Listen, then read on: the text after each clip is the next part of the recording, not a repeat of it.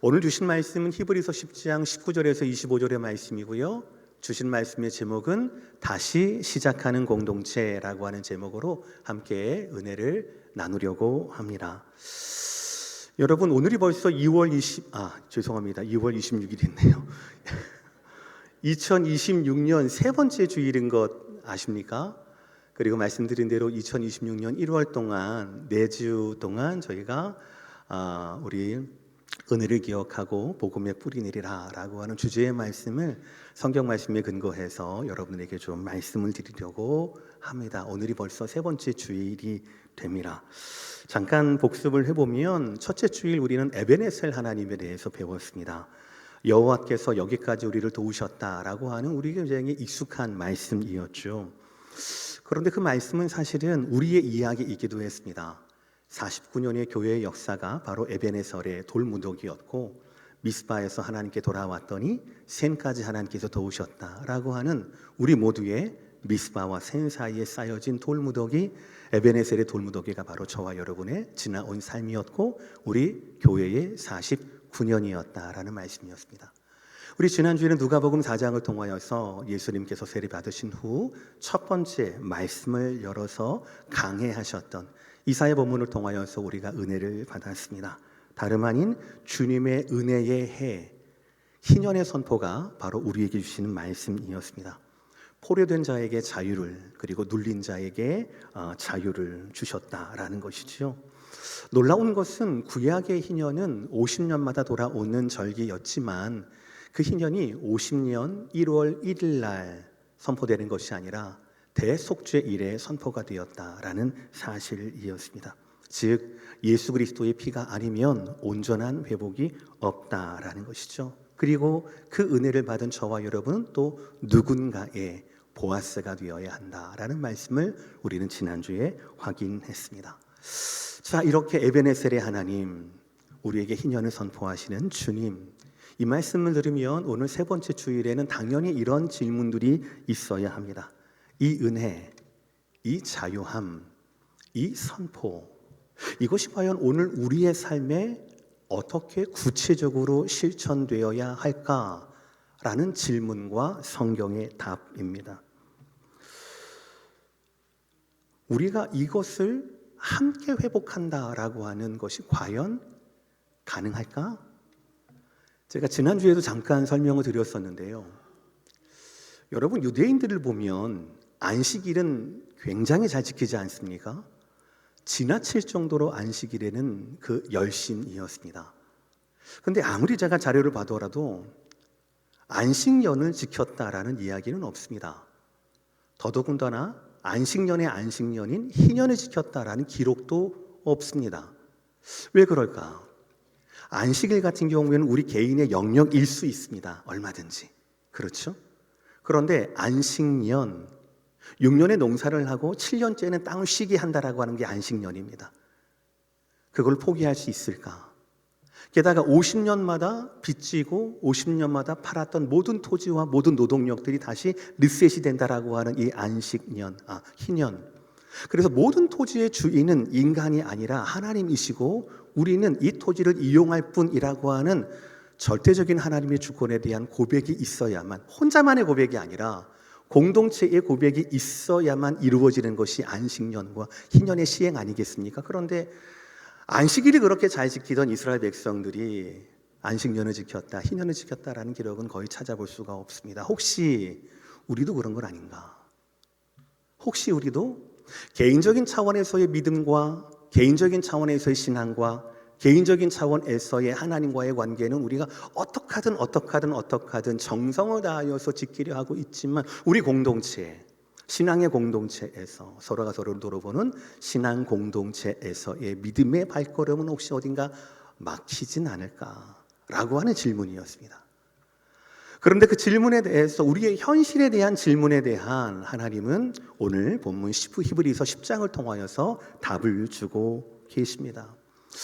저는 바라기는 아직 완성된 걸음은 아니지만 왕성된 신앙의 공동체는 아니지만 그럼에도 불구하고 하나님께서 오늘 히브리서 10장과 더 나아가서 사도행전 2장을 통하여서 보여주시는 우리가 다시 시작해야 할 공동체의 모습이 뭔지, 그 출발점이 뭔지, 그 목표, 지향점이 뭔지를 말씀을 통하여서 다시 한번 확인하게 되고 우리 모두가 그 자리에 서게 되는 오늘 하루가 되시기를 주의 이름으로 축복합니다. 첫 번째 말씀은 우리의 시작점입니다. 우리 다 함께 따라 하실까요? 시작. 복음 위에 서라라는 것입니다. 히브리서 10장 19절부터 22절까지의 말씀은 우리가 걸어가야 할 은혜의 길, 그 길의 시작점을 명백하게 말씀하고 있습니다. 우리 함께 좀 길긴 하지만 천천히 한번 읽어보겠습니다. 19절부터 22절의 말씀이거든요. 시작. 그러므로 형제들아, 우리가 예수의 피를 힘입어 성소에 들어갈 담력을 얻었나니 그 길은 우리를 위하여 휘장 가운데로 열어놓으신 새로운 살 길이요 휘장은 곧 그의 육체니라. 또 하나님의 집 다스리는 큰 제사장이 계심에 우리가 마음에 뿌림을 받아 악한 양심으로부터 벗어나고 몸은 맑은 물로 씻음을 받았으니 참 마음과 온전한 믿음으로 하나님께 나아가자. 아멘. 핵심은 분명합니다. 19절을 보시면 우리를 위해 예수로 말미암아 우리를 위해 새로운 살 길이 열렸다라는 것이죠. 이 길은 아무나 열 수 있는 길이 아니었습니다. 사실 하나님께로 향하는 이 길은 휘장으로 막혀 있었습니다. 성소와 지성소 사이를 휘장으로 막아놨었습니다. 이 휘장은 1년에 단 하루 대속죄일만 열리는 겁니다. 그리고 이 휘장에는 1년에 단 하루에 단 한 사람만 들어갈 수 있었습니다. 그 해에 대제사장만 들어가서 죄를 속할 수 있었다라는 것이죠. 그러니까 누구도 원하는 시간에 원하는 사람들이 죄를 뉘우치고 하나님과 더 나아가서 하나님이 주시는 참된 은혜와 자유함을 아무리 내가 간구한다 하더라도 그날이 아니면 그 사람이 아니면 들어갈 수가 없는 막혀 있던 길이었습니다. 그런데 그 휘장이 찢겨졌습니다. 예수 그리스도의 십자가 사건 이후로 찢겨졌습니다. 그래서 히브리서 기자는 뭐라고 얘기합니까? 휘장은 22절 휘장은 곧 그의 육체니라 라고 말씀하고 있어요. 그러니까 예수 그리스도께서 막혔던 그 길을 열을 수 있는 우리의 통로가 되어주셨다라는 겁니다. 그래서 새로운 살 길이 되어주셨다라는 것이죠. 그리고 이를 통하여서 19절 우리가 그의 피로 말미암아 무엇을 얻었습니까? 성소에 들어갈 담력을 얻었다라고 합니다. 담력을 얻었대요. 여러분, 담력이 무엇입니까? 담대한 마음. 예, 맞습니다. 담력은 담대한 마음이 맞아요. 근데 이 담력이라고 하는 것이 헬라 원어를 보니까요, 그냥 담대한 마음, 용기, 이런 것으로만 나오지 않더라고요. 헬라 사회에서 담력이라는 말은 바로 뭐냐면 거리낌 없이 말하거나 거리낌 없이 접근할 수 있는 권리와 자유를 말하는 겁니다. 담력이라고 하는 것은 그냥 좀 간이 좀 큰 사람, 그냥 용기 있는 사람, 목소리 큰 사람, 이것이 담력이 아니라 거리낌 없이 접근하거나 거리낌 없이 말할 수 있는 권리 혹은 자유가 담력이라는 것이죠. 여러분, 우리는 이런 담력을 얻을 자격이 없습니다. 우리는 이런 신분이 되지 못합니다. 우리는 일단 유대인도 아니고요. 우리는 그렇게 거룩하지도 않습니다. 그래서 이런 자유와 권리를 우리의 힘으로 얻지를 못합니다. 그러나 휘장이 되신 육체가 되어 주신, 그래서 육체를 여심으로 말미암아 죽으심으로 말미암아 우리로 들어가게 하셨던 예수 그리스도의 복음의 은혜로 말미암아 저와 여러분이 얻게 된 자유와 권리, 즉 우리의 특권이라는 것이지요. 그러니까 구약 시대에는 예전에는요, 왕 앞에 왕이 요청한 사람만 나아갈 수가 있었지 않습니까? 왕이 허락하지 않았는데 야, 누구 불러봐, 이렇게 하지 않았는데도 불구하고 앞으로 나오면 어떻게 되는 겁니까? 테러라고 생각을 해서 죽임을 당하게 됩니다. 그랬던 우리였어요. 1년에 단 하루 중에서도 한 사람만 들어갈 수 있었잖아요. 그런데 예수 그리스도의 복음의 사건으로 말미암아 이제는 누구나 다 들어가게 된 겁니다. 왜요? 신분이 바뀌었거든요. 무엇으로 바뀌었습니까? 이제는 하나님의 자녀가 되었거든요. 예전에는 왕 앞에 벌벌 끼면서 나아갈 수 있었던, 어쩌다 한번 나아갈 수 있었던 그런 신분이었지만, 그러나 지금은 예수 그리스도의 복음으로 말미암아 우리가 자녀가 되었습니다. 그래서 언제든지 아빠 하고 달려가면 아빠가 안아줄 수 있는 그 자유함과 그 권리, 거리낌 없이 접근할 수 있고 거리낌 없이 말할 수 있는 이 담력이 누구를 통하여? 바로 예수 그리스도를 통하여서 우리에게 얻게 되었다라는 것입니다. 믿으시면 아멘 하시길 바랍니다. 여러분의 것이면 아멘 하시길 바랍니다. 그래서 이 담력으로 말미암아 우리가 이제 그 길에 서게 되었다. 이것이 은혜이고 이것이 복음이라는 것이죠. 그런데 히브리서 10장의 말씀에서 중요한 것은 이것입니다. 사실은 말씀의 결이 복음보다는 그 복음을 과연 복음의 대상이 누군가를 더 많이 강조를 하세요. 이것은 나 혼자만을 위한 자유함이 아닙니다. 19절을 보시면 형제들아 라고 말하죠. 우리가 라고 말합니다. 20절을 보면 우리를 위하여 라고 말씀하고 있거든요. 그러니까 예수의 피로 말미암아 시작되는 이 은혜의 길은 나 혼자 서일 수 있는 그 길이 아니라, 나뿐 아니라 누구를 위한? 우리 모두를 위한 길이어야 한다라는 것이죠. 옆에 분 한번 돌아보시겠습니까? 한번 보세요. 이렇게 옆에 분 한번 보세요. 이렇게 참 멋지게 생기지 않으셨습니까? 참 아름답지 않으셨습니까? 우리는 눈이 다르게 생겼습니다. 코가 다르게 생겼습니다. 우리 것도 아닌 것도 있어요. 개 중에는. 어쨌든 우리는 다른 모양새, 다른 성격, 다른 배경, 심지어 다른 고향, 다른 교회, 다른 신앙의 색깔, 그리고 추구하는 기도도 좀 다를 수도 있습니다. 그럼에도 불구하고 하나님께서 오늘 말씀을 통하여 강조하시는 것은 바로 뭐냐면, 우리가 다 각기 다른 배경에서 왔지만 우리는 함께 이 길에 서 있다라는 사실이에요. 믿으시면 아멘. 이게 더욱더 중요하다라는 거예요. 우리가 모두 같은 은혜를 누리고 있고, 우리가 모두 같은 피를 누리고 있으며, 우리가 모두 같은 십자가 위에, 같은 십자가를 향하여서 걸어가야 한다라는 것입니다. 그러기에 공동체로서의 회복은, 잘 들으십시오, 내가 뭘 할 수 있느냐, 우리가 뭘 가지느냐 보다 더 중요한 질문이 있습니다. 더 먼저 확인해야 할 질문이 있습니다. 내가 누구 가운데 있느냐라는 거예요. 왜요? 이 은혜의 길의 출발이 어디니까요? 예수 그리스도의 십자가이니까요. 어떤 배경을 가졌든지 간에, 내가 무엇을 추구하든지 간에 상관없습니다. 다 다른 사람들을 불러주셨거든요. 12 제자 중에 겹치는 사람이 있었습니까? 없었습니다. 그럼에도 불구하고 모든 제자는 한 가지로 나가야 하는 겁니다. 과거의 세리였던, 과거의 어부였던, 과거에 모였던 상관없이 모두가 다 예수를 쫓는 십자가의 길을 뒤이는 자들이 되어야 한다라는 사실이죠. 그래서 우리 교회에서 참 오해하고, 특히 담임 목사가 참 오해하기 쉬운 건 바로 뭐냐면, 내가 뭘 할 수 있을까예요. 사실은 우리가 뭘 할 수 있을까? 우리 교회의 장점이 뭘까? 우리 교회는 과연 뭘 할 수 있을까? 포텐셜이 과연 뭘까? 이것만 생각을 해요. 그러나 말씀에 의하면 그렇지 않다라는 겁니다. 우리가 뭘 할 수 있든지 간에 그 전에 우리가 어디에 있는가, 복음 안에 있는가, 우리가 십자가 아래에 있는가, 이것이 우리가 확인해야 할 유일한 질문이다라는 사실입니다. 교회가 하나 되는 것도, 공동체가 다시 시작하는 것도 다른 것이 아니라 예수 그리스도의 복음 위에서, 거기에서 출발해야 한다라는 사실입니다. 사랑하는 성도 여러분, 기억하시길 바랍니다. 하나님이 원하시는 공동체는 어디에서 시작합니까? 예수 그리스도의 복음 위에서 시작한다라는 사실 꼭 기억하시고 믿으시고 붙잡으시는 저와 여러분 되시기를 주의 이름으로 축복합니다.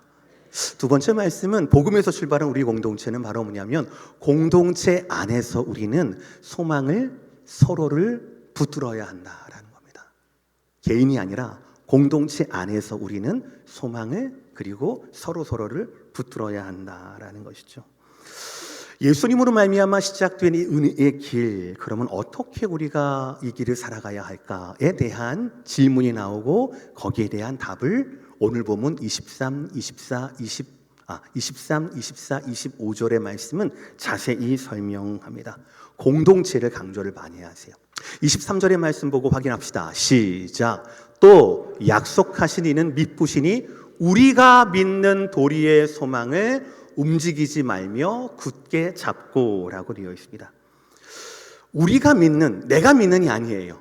우리가 믿는 도리의 소망이라고 말씀하고 있습니다. 즉 우리가 입으로 고백하는 사도적인 전승에 의한 예수 그리스도의 그 복음을 말하는 것이죠. 그 예수 그리스도의 죽으심, 부활하심, 영생에 대한 약속, 이 모든 것을 말하는 겁니다. 이것이 우리가 믿는 도리가 주는 소망인 거예요. 복음이 주는 소망인 겁니다. 그 소망을 움직이지 말고 굳게 붙잡으라라고 합니다. 근데 그 이유를 먼저 설명했어요. 왜요? 또 약속하신 이는 미쁘시리. 미쁘다고 하는 게 이쁘다라는 얘기가 아니라 미쁘다라고 하는 것은 믿을만하다라는 그런 말씀이거든요. 즉 우리에게 복음을 주시고 우리에게 복음의 소망을 주신 하나님은 믿을만하다. 그분은 믿을만해. 그러니 우리는 흔들리지 말고 이 믿음을 붙잡아야 해라는 말씀인 겁니다. 여기에서 다시 우리가예요. 우리가입니다. 또 24절의 말씀 다 함께 시작. 서로 돌아보아 사랑과 선행을 격려하며. 우리가 붙든, 그리고 24절에서는 뭐라고요? 서로 돌아보아라는 거죠. 그러니까 공동체로서의 신앙 공동체의 가치와 의미를 더 부각을 시키는 겁니다.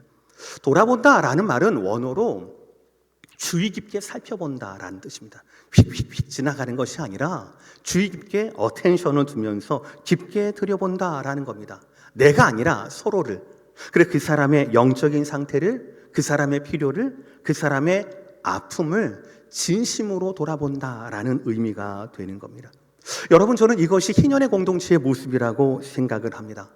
우리가 지난주 희년을 아무도 지키지 않았던 시대에, 그것도 자기 마음대로 살았던 사다시대에 희년의 정신으로 인하여서 서로를 돌아보았던 한 사람을 제가 소개를 해드렸습니다. 누구였어요? 보아스라는 사람이었습니다. 보아스는 기업 물을 자로서 첫 번째 대상도 아니었지만 기업 물을 자로서 나오미를 살피고 룻을 살펴주었습니다. 그러니까 우리도 보아스처럼 누군가의 보아스가 되어야 한다라는 것이죠. 우리 주위에, 우리 공동체 안에 누가 힘들어하는지, 누가 낙심하는지를 돌아보고 그분들에게 우리가 사랑과 선행으로 격려해야 한다라는 것이죠. 그리고 이것이 우리에게 무거운 의무나 무거운 짐이 아니라 이것이 예수의 피로 말미암아 갖게 되는 담력, 담대함, 그 은혜로 말미암아 시작되는 자원의 사랑의 반응이어야 한다라는 것이지요. 그리고 오늘 말씀은 예수 그리스도 복음으로 시작되는 그 은혜일 가운데 우리가 홀로 서지 않고 우리가 공동체로 서야 한다, 서로를 돌아봐야 한다라고 말씀하고 있어요. 그런데 이 말씀의 하이라이트이 25절의 말씀입니다. 같은 내용인데요, 굉장히 강조점이 있습니다. 25절의 말씀 다 함께 읽어볼까요? 시작. 모이기를 패하는 어떤 사람들의 습관과 같이 하지 말고 오직 권하여 그날이 가까움을 볼수록 더욱 그리하자라는 겁니다. 훨씬 더 강력한 명령이에요. 23절의 말씀은 믿는 도리의 소망을 붙잡아라. 이거는 기본입니다. 기본 자세예요. 24절 서로 도와보라, 격려하라. 공동체가 해야 할 본래의 책임입니다. 하면 좋죠.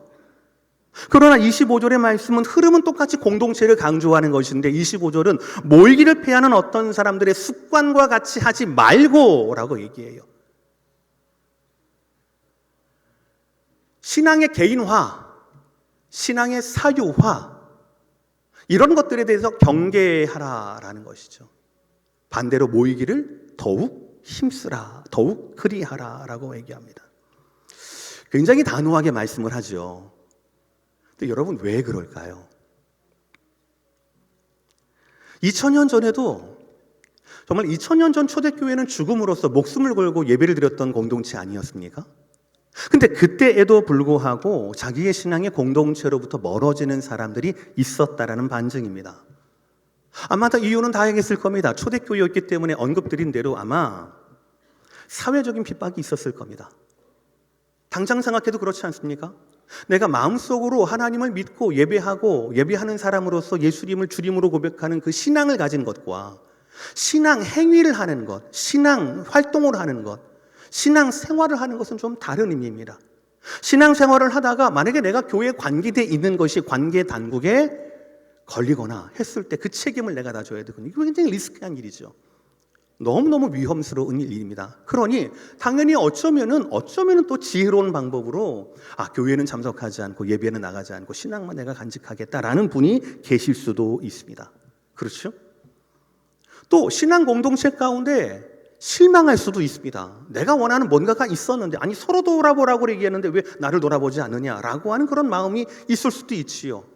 또 신앙 본연에 대한 회의가 있을 수도 있습니다. 지금처럼 성경이 완성된 시대도 아니었고, 지금처럼 신학교가 있는 시대도 아니었고, 지금처럼 신학이 견고한 시대도 아니었습니다. 성경을 읽다가 내가 의심이 있어요. 질문이 있어요. 근데 그게 풀어지지는 않는 겁니다. 그러니 신앙에 대해서 회의할 수도 있지요. 아니면 그냥 본질적으로 게으름이 있을 수도 있겠죠. 여러 가지 요소들이 있어요. 그리고 제가 믿기로는 여러 가지 요소들이 있는데 히브리서 기자는 그 모든 것들을 아마 현장에서 느끼고 있었을 겁니다. 그럼에도 불구하고 하나님의 말씀은 뭐라고 얘기합니까? 하지 마라 라는 겁니다. 모이지 말자라고 패하는 어떤 사람들의 습관과도 같은 그런 일들을 하지 말아라 라는 겁니다. 이유가 있어서 정당하게 지혜로운 선택이기 때문에 전략적인 선교적인 방법으로서 모임은 하지 말고 우리 다음에 어떻게 합시다. 이게 아니라 습관처럼 모이지 말자라고 하는 그곳에서 떠나야 한다라는 것이죠. 굉장히 다른 내용입니다. 2000년이 지났지만 지금도 우리가 그것을 날마다 겪고 있지 않습니까? 온라인 예배가 편해. 하나님 말씀을 듣는 거는 배우는 건 참 좋은데 교회 생활은 좀 피곤해. 이민교회는 나랑 좀 안 맞아. 신앙생활 나만 잘하면 됐지. 라고 하는 마음의 소리가 있지 않습니까? 네, 일부는 맞습니다. 또 그런 요인을 교회에서 드리기도 했습니다. 이유가 없진 않을 겁니다. 그러나 오늘 말씀에 의하면 그런 요인으로 말미암아 그것이 우리가 공동체를 떠나야 할 이유가 되어서는 안 된다라고 정확하게 말씀해 주고 계십니다. 그것은 본질을 놓치는 것이기 때문에 그렇다는 거죠. 왜요? 우리는 공동체로 부르심을 받았거든요. 예를 들면 이런 겁니다. 아이들 사춘기 때부터 아이들은 부모를 의지를 했다가 사춘기 때부터 부모를 평가를 하기 시작합니다. 아빠가 월급이 얼마인지를 그때부터 이제 알게 돼요. 우리 집 자동차는 왜 도요타야? 친구 집 자동차는 렉서스인데 이거를 이제 기억하게 됩니다. 우리는 왜 렌트야? 저쪽은 집을 자가 소유했는데 이런 것들을 자꾸 비교를 하기 시작해요. 그래서 이제 부모에 대한 불만들이 있지요. 여러분 세상에 완벽한 부모가 어디 있습니까? 지금 우리도 완벽한 부모가 아니지 않습니까? 그렇죠? 근데 사춘기 아들이, 사춘기 딸이 우리 부모는 내가 원하는 걸 해주지 않아. 완벽하지 않아. 이거 때문에 나 도저히 못 살겠어. 라고 하면서 집을 떠난다라면 그게 맞는 얘기겠습니까? 맞는 얘기가 아니다라는 것이죠. 그런 부모가 불완전한 팩터는 여러 가지가 있을 수 있겠죠. 요소는 있을 수 있겠죠. 그러나 그것이 부모를 떠나야 할 이유는 되지 않는다라는 것이죠. 오히려 그 부족함이 이 가정이 함께 성장하고 사실은 부모도 자녀들 때문에 성장하지 않습니까? 그렇죠? 서로가 서로를 돌보면서 서로 성장하고 함께 회복해야 할 이유가 되는 것이지 떠나야 할 이유는 되지 않는다라는 것이죠. 그래서 오늘 히브리서 기자는 그렇게 하지 말라라고 말씀합니다. 습관처럼 하지 말라라는 것이죠. 시대의 흐름에 따라서 본질을 잃어버리고 우리 공동체로 부르신 신앙의 공동체성을 잃어버리고 신앙을 개인화, 사유하지 말아라라고 말씀을 하고 있는 겁니다. 이것은 단순한 권유가 아닙니다. 시대의 흐름을 거슬러 올라가야만 할 수 있는 영적인 결단의 요구입니다. 그리고 마지막에 그 이유를 그날이 가까움을 볼수록 더욱 그리하자라고 말씀하고 있습니다. 제가 통계를 보니까 한국입니다. 통계를 보니까 한국의 교회에서 성도들이 소그룹에 참여하는 비율이 22%라고 이야기를 합니다. 아마 틀림없이 미국은 더 약할 겁니다. 5사람 중에서 1사람만 소그룹에 참여한다라는 것이죠. 왜 그렇겠습니까? 왜냐하면 신앙이 사회가 어느덧 개인화가 됐기 때문에 그렇습니다. 사유화가 됐기 때문에 그렇습니다. 사실 다른 사람하고 엮이는 것이 불편하거든요. 싫거든요.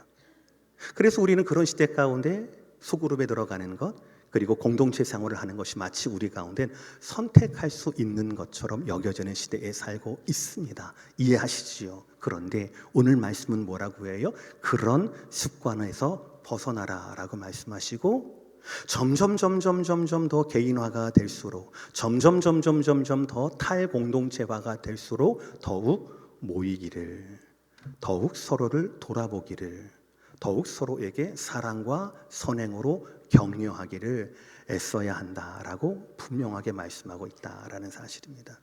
참 쉽지 않은 말씀입니다. 그렇죠? 그럼에도 불구하고 이것이 하나님의 말씀임을 믿으시기를 주임으로 축복합니다.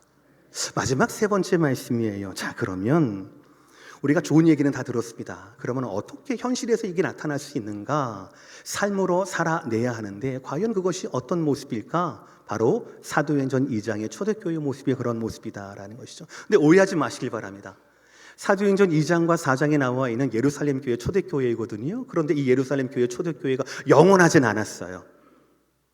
불과 몇십 년 가지 못해서 가뭄을 이기지 못해서 오히려 예배소 교회, 빌립보 교회, 다른 교회들이 연보를 해서 이 예루살렘 교회 마더철치를 도와줘야 하는 그런 교회가 되었었습니다. 예루살렘 교회가 완벽한 교회가 아닙니다. 그러나 성경이 말씀하는 교회가 저와 여러분의 모델이고 원형이라는 말씀을 제가 드리는 겁니다. 첫 번째, 그래서 성경이 말하는 교회의 원형은 바로 뭐냐? 우리의 새로운 공동체, 새로운 출발은 바로 뭐냐? 복음에서 시작해야 한다라는 것이고, 두 번째, 공동체성을 지향해야 한다라는 것이고, 마지막 세 번째가 뭡니까? 아는 것이 아니라 삶으로 살아내야 한다라는 말씀을 드리는 겁니다. 그러니까 참고 자료로 오늘 사도행전 2장을 보시면 되겠습니다. 예루살렘 교회를 보시면 되는 거예요. 사도행전 2장 42절의 말씀 다 함께 읽겠습니다. 시작. 그들이 사도의 가르침을 받아 서로 교제하고 떡을 떼며 오로지 기도하기를 힘쓰니라. 여러분, 여기 교회에 네 가지 요소가 있습니다. 제가 하이라이트 벌써 했네요. 찾으라고 말씀드리려고 했는데, 첫 번째가 뭡니까 여러분들? 사도의 가르침, 말씀이지요. 두 번째는 뭡니까? 서로 교제, 관계입니다. 세 번째는 떡을 땜, 나눔이지요. 네 번째는 기도하기, 하나님과의 교통입니다. 이 네 가지가 있어야 되는데 더 강조하고 싶은 것이 있습니다. 바로 뭐냐면 이 네 가지 요소의 균형입니다. 균형이에요. 우리 교회 가운데 네 가지가 발견되고 네 가지가 있어야 되는 거 너무너무 중요한데 그것만큼 더 중요한 게 바로 뭐냐면 이 네 가지가 균형 있게 있어야 한다는 거예요. 치우치면 안 된다는 겁니다. 가르침만 치우치면 어떻게 되겠습니까? 지식만 많아지는, 교만할 수 있는, 지식만 많아지는 공동체가 되고 맙니다. 교제만 강조하면 어떻게 되는 겁니까? 침묵회가 되고 맙니다. 나눔만 강조하면 어떻게 됩니까? 사회복지가 되고 마는 겁니다. 기도만 강조하면 어떻게 될까요? 말씀 없이 신비주의로 빠질 수도 있다라는 것이죠. 그런데 이 초대교회에 중요한 것은 네 가지가 다 있었지만 이 네 가지가 모두 균형 있게 자리를 잡았다라는 것이죠. 그래서 어떻게 됐습니까? 43절부터 45절을 잠깐 요약하자면 이렇게 됩니다. 사도들로 말미암아 기사와 표적이 많이 나타나고 모든 물건을 서로 통용하고 재산과 소유를 팔아 각 사람의 필요를 따라 나눠 주었다라고 말씀하고 있어요. 저는 이 부분이 바로 구약에 하나님이 명하셨지만 끊어졌던 희년, 그래서 결국 70년의 포로 기간을 불러왔던 그 희년의 정신이 예수님을 통하여서 다시 선포되었던 그 희년의 정신이 초대교회를 통하여서 다시 살아냈다라고 저는 그렇게 해석을 합니다. 우리가 지난주 배웠듯이 희년은 속죄 이래 나팔을 불므로 시작이 되었습니다. 예수 그리스도의 피로 말미암아 빚진 자가 자유를 얻고 잃어버린 땅이 돌아오게 되며 갇혔던 자가, 가난한 자가 회복되던 해가 바로 희년이었습니다. 그러나 이 구약의 희년은 우리의 욕망과 우리의 욕심 때문에 공동체로서는 지키기가 어려웠거든요. 불가능했거든요. 그러나 초대교회를 보시기를 바랍니다. 예수의 피로 말미암아 죄 사함을 경험한 모든 사람들이 희년을 지금 살아내기 시작합니다. 자신의 것을 내어주고 나 말고 다른 사람들을 돌아보아서 각 사람의 필요에 따라 나눠주기 시작합니다. 이 모든 것들이 강요해서가 아닙니다. 복음으로 말미암는, 복음의 감격으로 말미암는, 구원의 감동으로 말미암아 거기에서 시작했던 그 길, 많은 신자들의 성도의 자발적인 반응이었다라는 것이지요. 그렇습니다. 초대교회는 희년을 선포하기만 하는 교회가 아니라 희년을 살아내는 교회였다라는 것이지요. 특별히 여러분 46절의 말씀을 한번 보시길 바랍니다. 하이라이트 한 부분을 크게 읽어주세요. 시작. 날마다 마음을 같이하여 성전에 모이기를 힘쓰고 집에서 떡을 떼며 기쁨과 순전한 마음으로 음식을 먹고. 내가 은혜 받고 담임 목사가 강조할 때면 그렇지 희년을 살아야 하는구나가 아닙니다. 날마다라고 이야기합니다. 교회 안에서만 서로가 웃고 있는 교회 안에서만 나눔과 섬김과 나눔을 실천하는 것이 아니라 교회에서도 그렇지만 집에서도 그랬다라는 말씀인 것이지요. 사랑하는 성도 여러분, 우리는 희년을 교육받거나 희년을 선포할 뿐만 아니라 희년을 살아내야 한다라는 것입니다. 우리 주변을 돌아보시길 바랍니다. 우리 스스로를 한번 평가해 보시길 바랍니다. 혹시 우리는 예배는 드리지만 교제는 없는, 즉 성전에서만 자꾸 강조가 되는 그런 신앙생활을 하고 있지 않습니까? 말씀은 듣지만 삶은 따로 놀고 있는 그런 삶은 아닙니까? 하나님께 기도는 하고 있지만 서로에 대한 필요에 대해서는 그냥 감각이 없는 그런 지경에 있지는 않습니까? 진정한 의미의 복음 공동체가 아닌 것이지요. 복음 공동체, 복음의 뿌리 내린, 그리고 복음으로 말미암아 시작하고 공동체로 말미암아 시작되는 출발하는 그 은혜의 길에 서 있는 우리의 새로운 공동체는 초대교회처럼 하나님을 섬기고 이웃을 섬기고 이웃을 위해서 나누는 것이 같이 가는 그 균형이 함께하는 교회라는 것이죠. 그 균형이 이루어질 때 그 교회는 세상 가운데 어떻게 자리매김하게 됩니까? 47절의 말씀이에요. 시작. 하나님을 찬미하며 또 온 백성에게 칭송을 받으리 주께서 구원받는 사람을 날마다 더하게 하시니라. 할렐루야. 잠깐 언급했듯이 예루살렘 교회가 완벽한 교회는 아니라고 말씀드렸습니다. 예루살렘 교회의 부흥이 영원하다도 이것도 아닙니다. 저와 여러분은 이때 사람들이 많이 모였대, 많이 나누었대, 그 재정 굉장히 많았겠네, 많은 일을 할 수 있었겠네. 우리는 그들의 외적인 부분에 대해서 사모하면 안 되는 겁니다. 그것은 신기루처럼 사라질 수밖에 없기 때문에 그렇습니다. 예루살렘 교회만 그럽니까? 안디옥 교회는 또 어떻습니까? 초대교회 7교회도 다 마찬가지 아니겠습니까? 중요한 건 바로 뭡니까? 오늘 말씀을 통하여서, 그리고 하나님께서 에베네셀의 말씀을 통하여서, 희년의 선포를 통하여서, 예수 그리스도 이사야 말씀을 통하여서, 그리고 오늘 히브리서 10장과 그리고 사도행전의 말씀을 통하여서 우리로 말미암아 시작하고 우리로 말미암아 꿈꾸시는 공동체가 과연 어떤 공동체인가? 나를 향해 원하시는 하나님의 교회는 어떤 모습인가? 라는 질문과 답이라는 것이지요. 오늘 말씀 결론 내리겠습니다. 여러분, 은혜를 기억하는 것만으로는 부족합니다. 이제는 기억된 은혜 가운데, 확인된 은혜 가운데 복음의 뿌리를 내려야 합니다. 예수 그리스도 피로 말미암아 열려진 그 은혜의 길에 혼자가 아니라 우리가 다 함께 서 있어야 합니다. 다 함께 서 있어야 합니다. 그럼 그 길 위해서 우리는 무엇을 새로 시작해야 할까요? 아니, 무엇을 다시 시작해야 할까요? 4가지입니다. 따라합시다. 다시 말씀으로 모입시다. 에베네셀의 기점은 미스바였습니다. 누가 뭐래도 하나님께로 돌아오고 회복하게 되는 미스바였습니다. 미스바와 센 사이의 에베네셀이었으니까 미스바가 먼저이고 센까지의 승리가 그 다음 주어지는 것이었습니다. 그 사이의 에베네셀이었습니다. 저와 여러분이 회복을 하려면 무엇이 필요합니까? 하나님 말씀이 필요합니다. 하나님 말씀으로 돌아가야 합니다. 형식적으로 예배를 드리는 것은 이제는 안 됩니다. 2026년 가운데 우리가 예배 때마다 진심으로 하나님께 예배를 드려야 하는 겁니다. 주중 예배도, 허락하신 주중 예배도 여러분의 건강이 허락하시는 대로 새벽 예배와 그리고 수요 여성 예배와 금요 저녁 예배와 토요 새벽 예배와 모든 예배마다, 교구 예배와 목장 예배와 모든 예배마다 우리의 진심이 말씀을 중심으로 하나님께 드려져야 한다라는 것이죠. 이것이 저와 여러분의 처음이 되어야 합니다. 거기서부터 출발해야 한다라는 사실이에요. 믿으시면 아멘 하시길 바랍니다. 2번째, 다시 시작. 다시 서로를 돌아봅시다라는 거예요. 이번 주에 내가 누구를 돌아봐야 할 건가 마음에 정하시기를 바랍니다. 어르신 한 분을 찾아가셔도 됩니다. 양로병원에 계신 지 오래됐다라고 하는데 한번 찾아가셔서 주보 하나만 드려도 얼마나 좋아하시는지 모릅니다. 기도 한 번만 해드리고 손 한 번만 잡아드려도 얼마나 감동을 하시는지 모릅니다.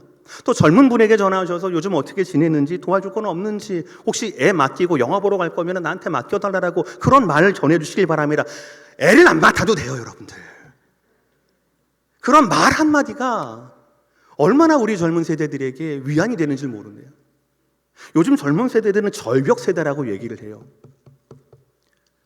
다시 시작할 수 있는 기회를 가졌던 제 세대, 제가 51인데 제 세대가 아니라 이제는 한 번만 잘못 학교를 선택하고 직장을 선택하면 다시 회생이 불가능한 그런 절박한 마음으로 우리 젊은 세대들이 살아가고 있거든요. 그런데 그 옆에서 누군가 너를 위해 기도하고 있고 누군가 너를 위해 손을 뻗어주고 있다라고 하는 그 말 한마디에도 우리 젊은 세대들이 얼마나 많은 위로를 얻을지 모르겠습니다. 예배 후에 커피 한 잔 나누시면서 서로의 삶에 대해서 나누시기를 바랍니다. 누가 아픈지, 누가 외로운지, 누가 무엇이 필요한지, 무엇이 힘든지를 주의 깊게 살펴볼 수 있는 다시 서로를 돌아보셔야 합니다. 세 번째 다시입니다. 시작. 다시 나눔을 시작합시다. 오늘 사도행전의 말씀처럼 각 사람의 필요를 따라 나눠야 합니다. 여러분 오해하지 마십시오. 물질이 아닙니다. 요즘 물질 나누면 좀 이상하다고 좀 그래요. 아닙니다. 우리의 관심입니다. 우리의 시간입니다. 우리의 기도입니다. 우리의 일상에서 나눌 수 있는 것을 찾아보시길 바랍니다. 여러분이 베풀 수 있는 작은 도움이 무엇인지를 찾아보시길 바랍니다. 그래서 그런 것들이 있다라면, 그리고 혼자 하기가 좀 쑥스럽다나 그러면은 교구장님을 비롯해서 저를 포함해서 우리 목사님들께 요청하십시오. 그러면 같이 고민하겠습니다. 무엇을 나눌 수 있을지 같이 고민하고 같이 실행하겠습니다. 그러니 사랑하는 성도 여러분, 다시 나눔을 시작하게 되기를 바랍니다. 마지막 다시 시작. 다시 함께 기도합시다. 어제까지 3주간의 새벽 순종, 새벽 예배가 모두 마치게 되었습니다. 1년에 2번씩 3주간의 새벽 순종을 하는 이유는 다름이 아닙니다. 새벽 순종을 통하여서, 그리고 3주라는 시간을 통하여서 이것이 습관이 우리에게 젖어드는 가장 미니멀한 기간이라고 제가 알거든요. 그래서 우리가 하루의 시작을 어떻든 장소가 어디이든 하루의 시작을 하나님 말씀 앞에서, 예배 앞에서 시작한다라고 하는 그 정신이 우리 가운데 다시 한번 어웨이큰되고 우리 가운데 다시 한번 각성되자라는 의미입니다. 물론 여러분 혼자도 기도하실 수 있습니다. 그러나 하나님께서 우리에게 원하시는 것은 공동체입니다. 공동체의 기도입니다. 서로가 서로를 돌아보고 서로가 서로를 섬기면서 내가 예수를 닮은 사람으로서, 제자로서 하나님 앞에 성장해 가는 것입니다. 여러분 이번 주 누구를 위해 기도하시겠습니까? 여러분 이번 주에 누구의 기도의 제목을 놓고 여러분 간절하게 5분이라도 기도하시겠습니까? 다음 세대를 위해서 기도하십시오. 연로한 분들을 위해서 기도하십시오. 무엇보다도 지혜가 부족하고 연약한 김 목사를 위해서 기도해 주시기를 부탁을 드리겠습니다. 그렇게 해서 우리가 어떻게 하면 사도행전 2장의 교회로 돌아갈 수 있을까? 다시 말씀 앞에 모이고 다시 서로를 돌아보고 다시 나눔을 시작하며 뿐만 아니라 다시 함께 기도할 수 있다라면 우리의 2026년은 48년과 같은 49년이 아니라 예루살렘 교회도 같은, 초대교회도 같은 복음으로 시작하고 모두가 함께 걸어가는 하나님이 기뻐하시는 참된 교회의 모습으로, 예배 공동체의 모습으로 주 앞에 서게 될 줄 믿습니다. 그 걸음걸음마다 여러분의 영적 회복과 섬김과 나눔의 회복이 함께하게 되기를 예수님의 이름으로 다시 한번 축복합니다. 기도하시겠습니다.